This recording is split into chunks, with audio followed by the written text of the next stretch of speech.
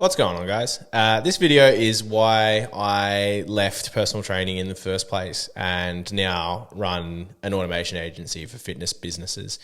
And if you're considering running a business, or you do run a business, you may relate to this. But if you're considering running a business, then this is probably some advice that I wish I knew when I first started out. And yeah, let's jump into it. So before I get started, I need to give you a bit of a backstory. When I went to university many, many years ago, I studied information technology. So I studied IT and I had a minor in entrepreneurship. So I always knew, and a minor in entrepreneurship is a wild thing to say, but I took entrepreneurship courses.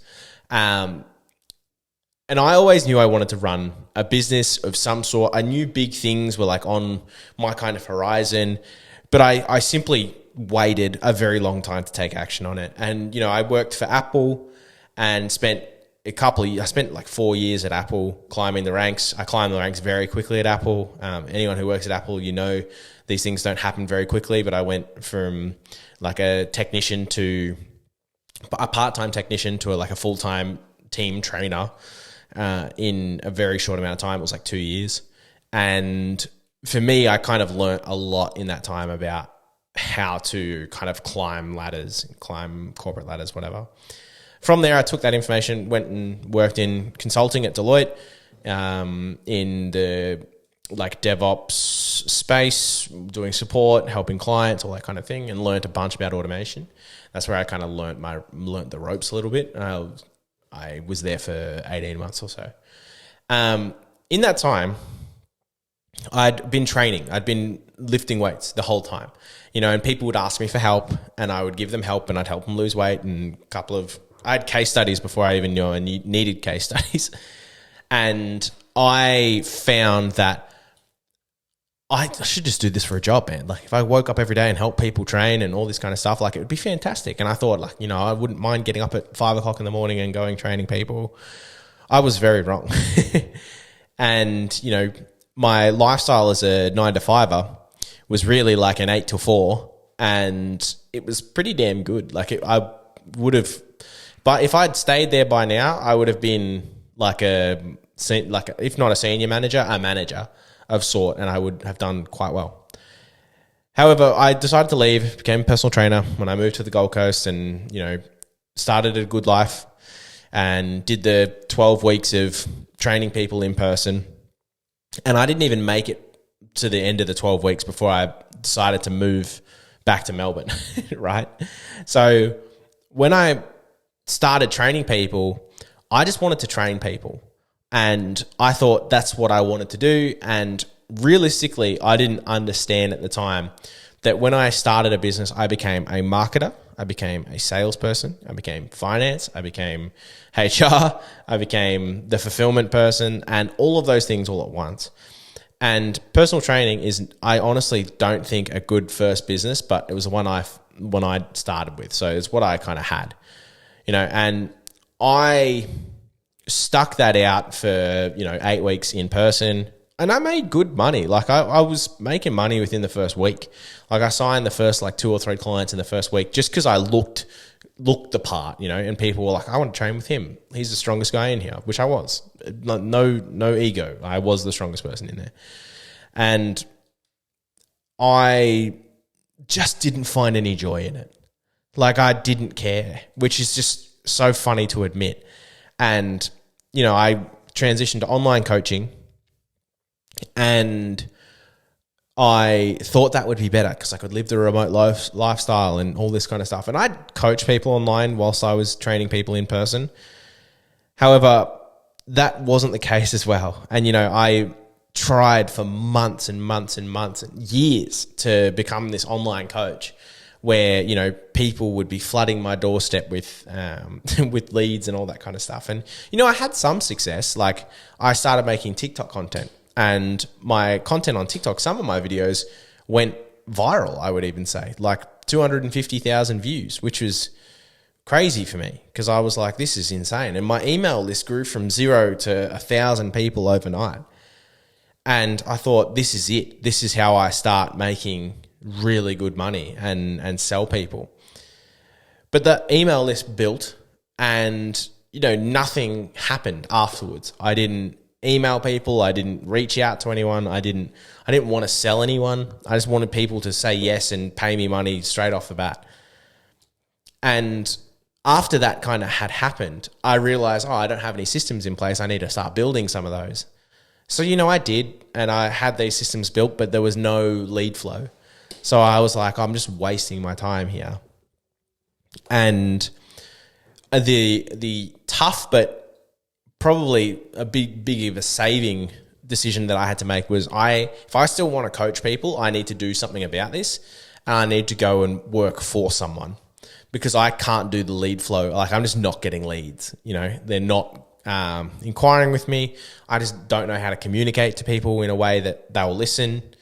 And it just wasn't something that I was figuring out. So a friend of mine and now client had an online coaching business, and I knew that he would take me on as a coach because I was a good coach, but I just, I didn't want to do all of the other rigmarole that came with running a business for that business. And so when I went onto working with him and started doing the automation stuff at the same time, the fitness stuff it grew. Like, I got more clients, and I was like, this is actually decent. I started making good money. I was able to provide for the family, all that kind of stuff. And I was able to build these systems at the same time for his business. And the ultimate reason why I left coaching and the automation stuff took over was because I knew deep down, I knew I would always come back to tech. And personal training for me was just like I need to do this, or else it's gonna leave a stone unturned if I didn't try it out. And let me just backtrack for a second. I had friends on my coaching making $200,000 a month. Like 200, 300, 400 grand a month, some months even more, which I'm just like, how the hell are you guys doing this? And I just was like, I want a piece of that. And I had this in my head that I was just going to be the best at it, and money was going to come to me, and business was going to be fun, hunky-dory, never have any issues. So it wasn't until I started doing the automation stuff was when I realized that people say that you need to love business. I don't think that's true.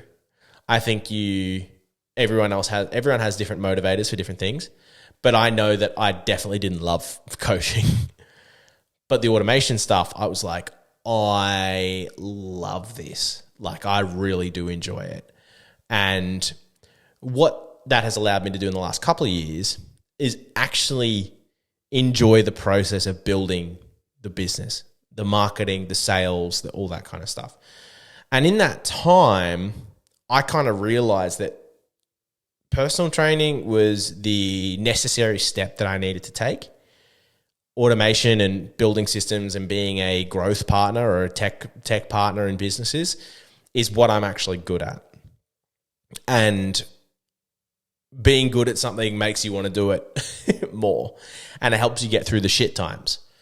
So I thought, this business is not working for the fitness side of things. Is just not working. And because I coached and built the systems at the same time for 8 months, I think it was 8 months, yeah. And then when I left coaching and went all in on automation, I was like, this is me. This is what I need to do. So that's why I quit personal training, is because, one, I wasn't very good at building the business, but two, I just didn't love it. And in order to build a business that you actually want to work in every day, and not having left the corporate world to then work in a job I still didn't like to not have that, I needed to make a change. And there was risks. I've been broke so many times. I've had $0 in my bank account. There was a time where my wife was paying for everything in our relationship. Literally, I was making like maybe $100 a week. There was times where I had two fitness clients. Yeah, make $100 a week. And even with that pain and suffering, I still didn't love it enough to stick at it and keep going. So this automation stuff has been crazy. It's a wild ride. Yeah, and it's really enjoyable. I think that sharing this kind of information is incredible. I think other people should do more of it. I've built a fitness automation community where people can jump in and share information about their journey as well and learn some stuff. I would love you to join if you are in that realm, and you can do so via the links below. But have a fantastic day. It's 2 p.m. on a Saturday and I'm working and I don't hate it. So maybe follow the thing that actually makes you happy.